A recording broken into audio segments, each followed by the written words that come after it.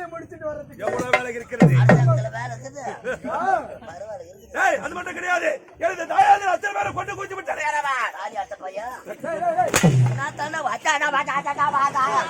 ஏய், எனது தாயாதிகள் யார்?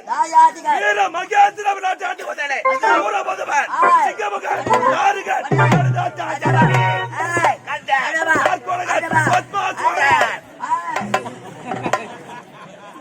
அவன் மேலே ஏன்டா கோல விடுறான்? எனது பொட்டாளத்தை அடித்து விட்டான். அந்த ஒட்ட சிறுவன் கோமலை தாண்டி முருகன் தாய் கொடுத்த சக்தி வேளால் அனைவரும் அடித்து விட்டார். சூர சம்மாரம் முடித்து நம் தாயாதிகள் எல்லாம் அடித்திருக்கிறார்.